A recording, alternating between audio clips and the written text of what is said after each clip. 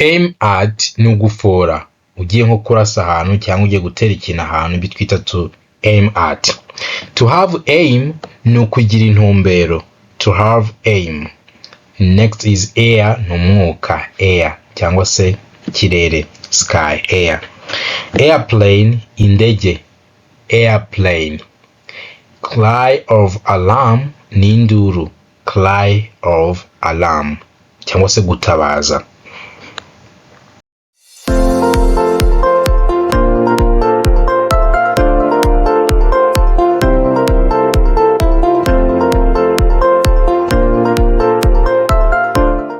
Good morning, good afternoon, good evening. Ladies and gentlemen, this is Learn English with Bonaj. Ani kuri iga icyongereza na Bonaj. Today we are going to learn vocabulary. Uyu munsi tugiye gufata umwanya twige inyunguramagambo. When you want to speak English, it is better that you get to know vocabulary that you use. Niba ushaka kuvuga icyongereza, ni byiza wamenya amagambo wakwifashisha ku buryo mugiye kuvuga atari ngombwa ngo utekereze ijambo ugiye gukoresha. Are you ready?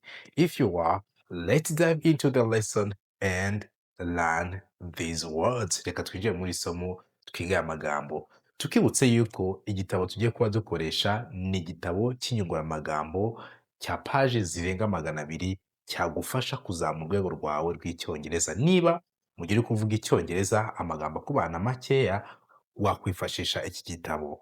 This is the book that you can use. Iki ni igitabo wakifashisha English and Kinyarwanda Dictionary. Inkoranyamagambo y'icyongereza ndetse n'ikinyarwanda. Igitabo cy'inyunguramagambo z'icyongereza ndetse n'ikinyarwanda.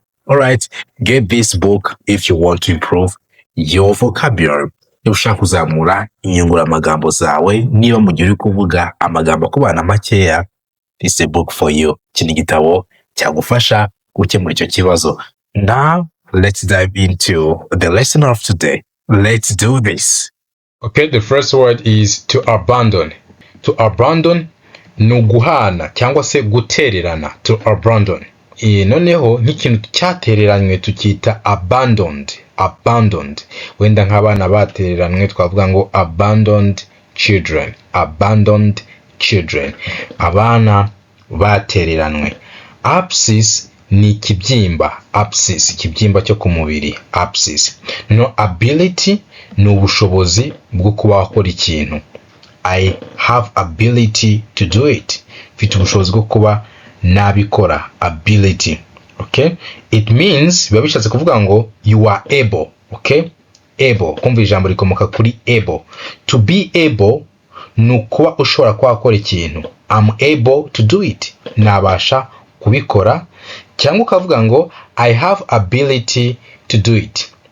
To be able ni ugushobora cyangwa se kubasha. To be able. Aboriginal ni kavukire, inkomoko y'ikintu. Aboriginal. Aho ikintu cyakomotse. Ibyo twita aboriginal. Next is about. About bivuze ibyerekeye. Concerning. Ibijyanye. About. Next one is approximately ni ibyegereje. Approximately, hafi ya. Approximately. To be about nibyo twita kwenda, kuba ugiye gukora ikintu. Example, you can say I'm about to leave. Ngiye kugenda. I'm about to leave. I was about to leave. Nari ngiye kugenda. Cyangwa se I was about to call you. Nari ngiye kuguhamagara. Nuvuga ngo haburagaho gato. I was about to call you. I'm about to do it now. Ngiye kubikora nonaha. I'm about to do it. Ngiye kubikora. Above ni hejuru. Above. To be absent ni ugusiba cyangwa se kuba udahari. He is absent. Yasibye. Cyangwa se ntawuhari. Ukwiye no kumenya to be present byo ni ukuba uhari. To be present. Okay? Next ni absolutely. Absolutely. Iri T ntabwo tubivuga ngo yumvikane neza. Absolutely. Absolutely. Rwose pe. Absolutely. He absolutely loves him. He absolutely loves her. Rwose pe aramukunda. To abstain. No kwirinda, gusiba kuba wakora ikintu nibyo twita to abstain, cyangwa se kwiyima ukanga kuba wakora ikintu. You can say the better way to protect yourself from HIV is to abstain from having sex. To abstain yourself from having sex, kuba wakirinda kuba wakora imibonano mpuzabitsina. Next one is to be abundant. To be abundant bivuga kurumbuka cyangwa se kuba ibintu bihagije. Abundance ni ubwinshi bw'ibintu. Abundance. No, to be abundant.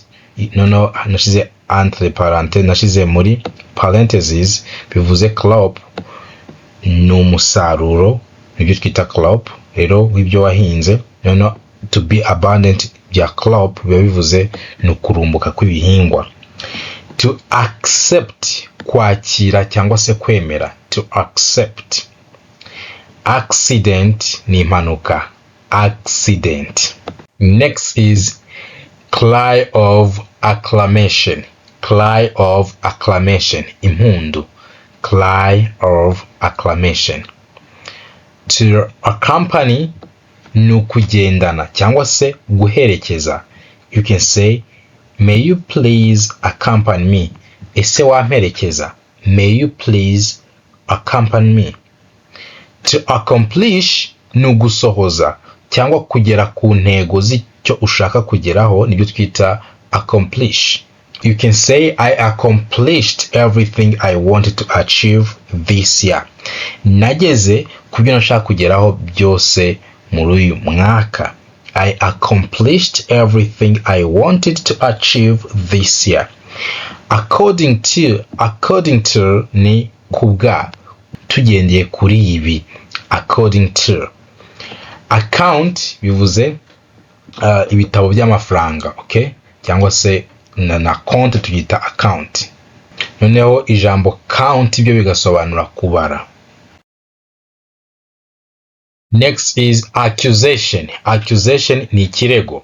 Accusation. To accuse ni ukurega. To accuse, you can say, he accused me of lying. Yandeze ububeshyi cyangwa se yandeze ukubeshya. He accused me of lying. To be accustomed to ni ukumenyera. To be accustomed to.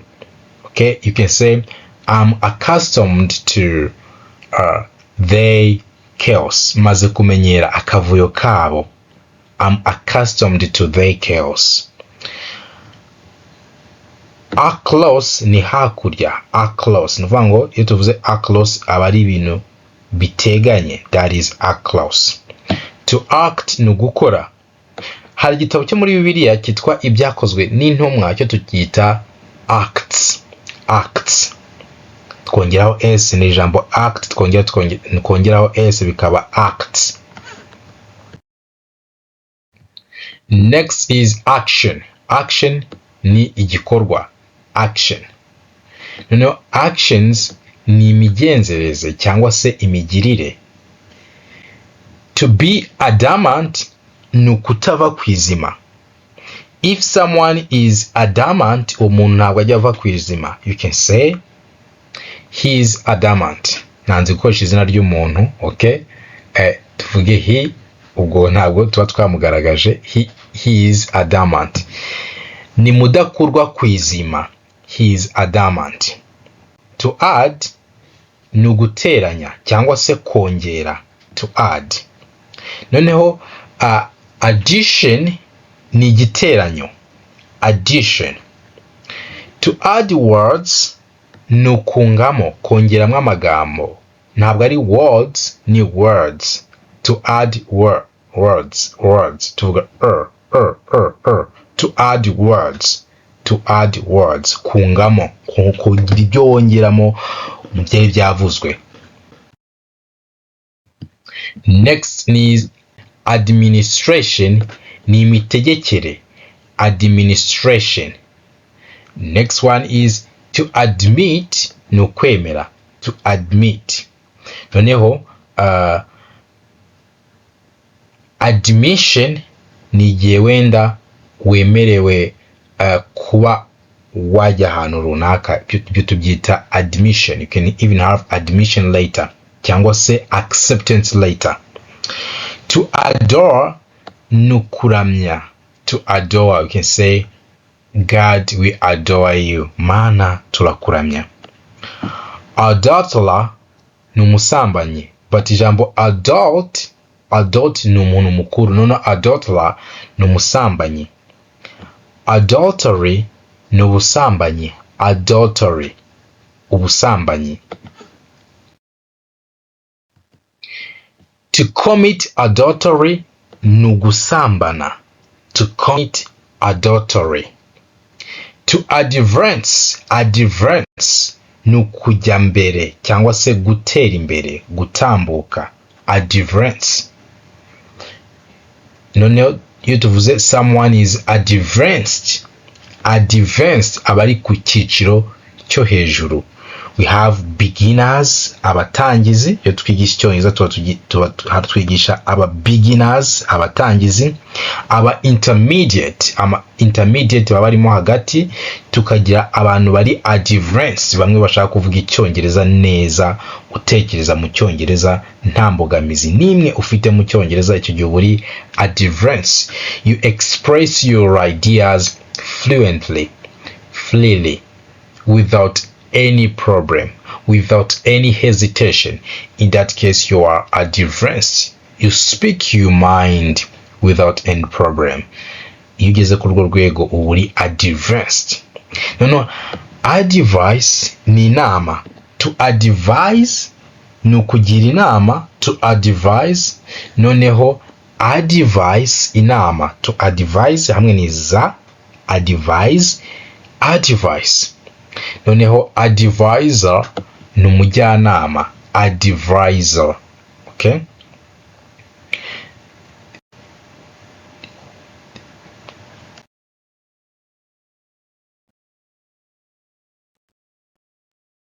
Affair ni urubanza cyangwa se igikorwa runaka. Affair. No, strongly ni mu kwirenga, mu buryo bwo kwirenga. Strongly, to do something very much, cyane, gukora ikintu cyane. To set a fire ni ugukongeza, gushyiraho umuriro. To set fire.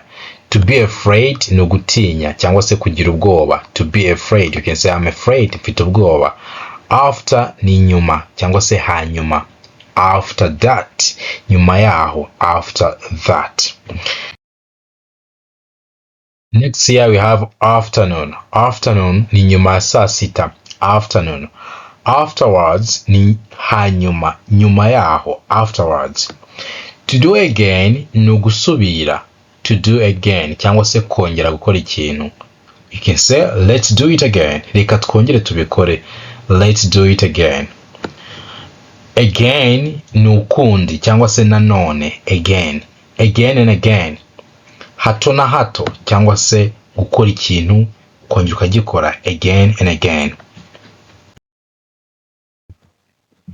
Age ni imyaka y'amavuko. Age. Old age ni zabukuru. Old age.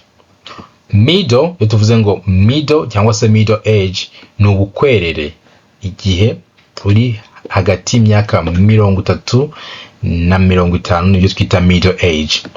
All ages ni ikigero cyose, imyaka yose. All ages. Okay. To talk against ni uguhinyura. Umuntu yavuze ibintu, if you talk against uba uri kubivuguruza, iyo twita to talk against. Okay. Long ago ni kera.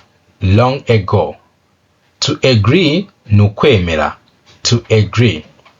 To be in agreement, gukiranuka cyangwa se kwemeranya n'umuntu. Okay? ngo mwari mufitanye ikibazo, but when you are in agreement nta kibazo mufitanye. But nanone you can be in agreement with someone mutigeze mutongana, wenda akavuga ibintu wewe ugahita wemeranya nawe, nabyo tubyita to be in agreement. To aid ni ugufasha cyangwa se kugoboka. To aid. Voluntarily aid ni umusanzu, ubuvunyi. Okay? Voluntary aid, umusanzu, ubuvunyi. Voluntary aid. Aim at ni ugufora, ugiye nko kurasa ahantu cyangwa ugiye gutera ikintu ahantu, bitwita to aim at. To have aim ni ukugira intumbero. To have aim. Next is air, ni umwuka. Air cyangwa se kirere, sky, air. Airplane, indege. Airplane. Cry of alarm ni induru. Cry of alarm cyangwa se gutabaza. To be alert ni ukuba maso. To be alert. Alive ni muzima, bitandukanye na live. Live ni ugutura. Noneho direct mu buryo buri direct uri gutumbaza n'ibibazo, icyo gihe tuvuga ko biri live. To be alive ni ukubaho. To be alive. All ni bose, byose, hose, twose, ibyo bivuze all. To allow ni ugukundira cyangwa se kwemerera. To allow, kureka cyangwa uruhusa. Almost ni hafi. Almost, hafi ya. Alone ni wenyine. Alone. To be alone ni ukwiherera cyangwa se kuba uri wenyine. To be alone. You can even say I'm alone. Ndi njyenyine. I'm alone. He's alone. Ari yenyine. Along ni ku ruhande rwa. Along. Also na cyangwa se ukavuga ikindi kandi. Also.